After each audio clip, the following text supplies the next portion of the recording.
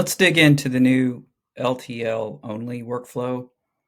This is the prep after or pack after workflow, which is most similar to the current workflow. Before we start, I just want to remind people that if you haven't sent the shipment and sent to Amazon, you may need to set the prep category. Typically, this is none unless the item is fragile on a hanger, it's liquid, sharp, small, perforated, things like that. So ScanPower, if the item doesn't have a prep category, we're going to allow you to set it for one or more SKUs here when it's imported into the batch.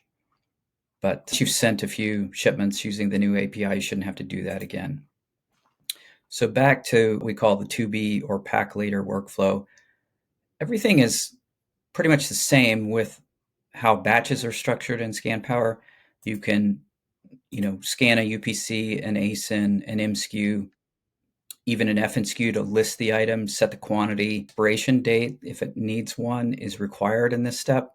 So that has to be set before you get a shipping plan. So we've got a couple of items here in quantities 15 and 25, just a small shipment that we can demonstrate LTL. So the first thing we'll do is get a shipping plan. And once that returns, Amazon will give us the placement options. This is nice because we now are able to show you all the placement options in one place, including not only the placement fee, if there is one, but also estimated shipping cost. So we'll kind of allow you to compare apples to apples in terms of how much it's going to cost to ship in. This first step, you can also generate your your FNSKU labels, and we can either print those all at once. We can print those as you add the item into the batch. There's many options. So here in step 2, we've got a one shipment placement option for 1005. We have one Amazon optimized or 5-way split for $0. The way that we figure out how much this might cost to ship is you actually have to confirm the placement option. So we're not able to show you estimated transportation costs until after you've packed the item, unless you're using non-partnered carrier, in which case you could know your rates or take the shipments generated by Amazon and get quotes for them. So I'm going to go ahead and work through these placement options and confirm the Amazon optimized. You can also see which items and which quantities are in the shipments. So this is an interesting aspect of the new workflow. Amazon will sometimes give you the Amazon optimized placement without having the same quantities of items in each shipment. So you have to be aware that, here they're split 5 and 3, 5 and 3. But for these other 3 shipments, it's somewhat of an odd split. So where that hurts is in the packing step. Packing step allows you to set box templates. So if you're going to use the same size box for these items, very easy to set those. Let's go through how packing works. So there's a couple of options. One, you can select the box that you want to pack into and scan FNSKUs. So if no box is selected, we're going to show you basically what is still remaining to be packed, as well as how many is packed of each SKU. And if you select the box, you can scan in to pack that way. We will default box weights to whatever you set in the template, although it's not required. So let's go ahead and use the form to pack this. We'll just say we have 1 and 1, and then copy this box maximum of 3 more times to give you a sense of how that works. And then let's fill out the packing by adding 1 quantity to the remainder. Similar to the current workflow, once you've packed a shipment, you can actually download the pack list. And this is in a format that both allows you to upload it into ScanPower if you had to cancel the shipment, either because you chose the wrong placement option or maybe it expired.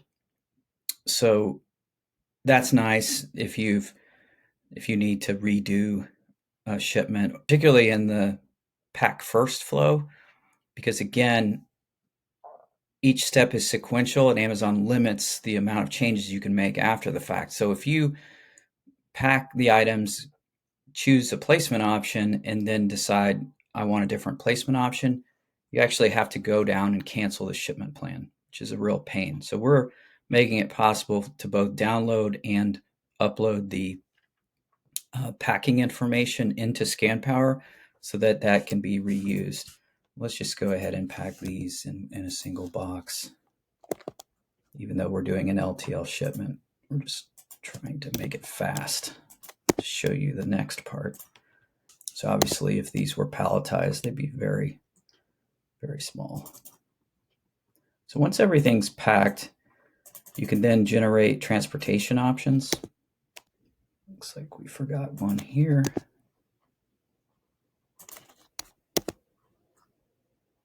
Okay. Note, they're all green, indicating that everything's packed. So we'll confirm and continue. In this step, you'll also notice that before we generate transportation options, partnered or non-partnered, we can print the box labels. I'd also like to point out that you can print box labels as you go. So as soon as we accepted a placement option, we could come into the pack step, pack a box, and print the box label. So, okay, now we have placement options with transportation options. So we get the shipment, the number of boxes, what is packed in those boxes. We're going to include FNSKUs here very shortly. So once you set a ship from date, let's say these are going to be picked up tomorrow, we'll default that for all of the existing shipments, of which there are 5. And you'll also need to give a shipment value for each shipment. So I'm just going to put in 600. You don't have to choose a freight class. We default to a single pallet. These are all very small and they'll be stackable. So I'll just input the value, the height of the pallet, and the weight. Minimum weight is 150 pounds. So we're just going to say all of these are the same value and the same height and weight.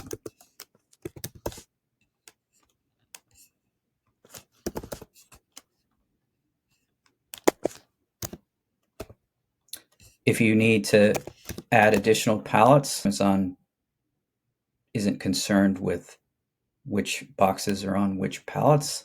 They just want to know how many you have, so you can just add another pallet here in the transportation options section. So let's say this is also stackable, 150 pounds, and we'll delete the extra pallet.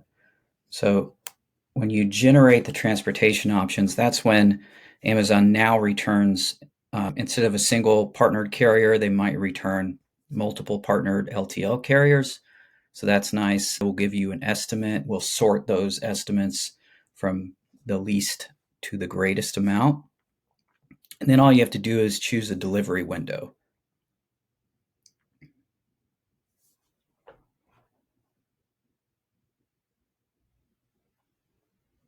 So it's loading those transportation options now. What we're seeing is the API is a little slow at this point, but you usually get a response within a minute.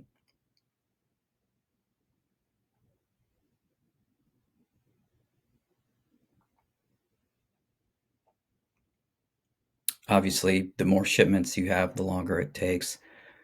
Part of this is because there are both partnered and non-partnered options available. In the past, it would be like a single partnered option, maybe 2. Now you might get as many as 15 or 20. And they'll also show you some non-partnered options, as well as give you just a general other category if the non-partnered that you're shipping with isn't on the list. So once we get the transportation option, you'll see the total of the placement fee and the estimated shipping that you've chosen for each shipment. So this is a little more time consuming than it was in the past, but it's all in one place and you don't have to go into Send to Amazon to do anything. So here's an example where there's more than, let's see, yeah, there's 1, 2, 3, 4, 5, 6 partnered options starting at $252.39. Looks like this actually is out of order. Amazon freight is $128. So if we choose a December 9th, 10th delivery window, and go with that cheaper option, we can see the total inbound transportation. So let's go 9th for that.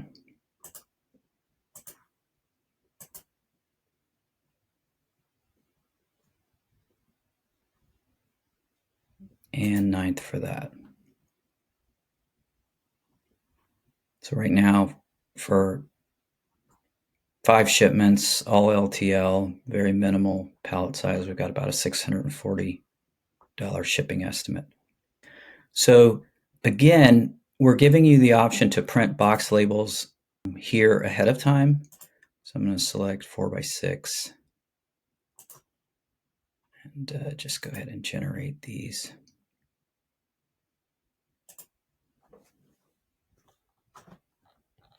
And use traditional box labels.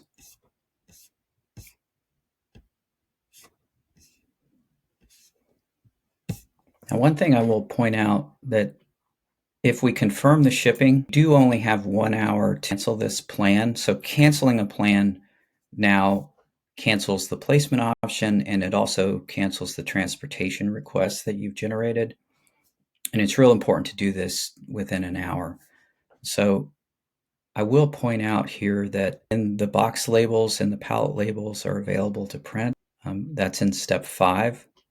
As I mentioned before, as soon as you start packing, you can print ScanPower custom box labels, but they pretty much match the Amazon labels exactly. So you can also print box labels here at the end if you like. Otherwise, you can print the pallet labels and then get your OL or bill of lading this final step. So if we had chosen non-Amazon or non-partnered carrier, we would need this reference ID. So that's something that's new with this API change that I think is going to help people a lot. It's the ability to get the reference ID here. Still need to enter the tracking details. We get those, final confirmation back. Don't have to do that for partnered carrier. So yeah, that's the new LTL only or later workflow. If you need to send a combination of SPD and LTL from the same batch, you probably want to use the pack first workflow, which I've covered in another video. But let us know if you have any questions. We're adding some additional features to this as we polish off migration. We're still weeks ahead of the deadline, December 20th.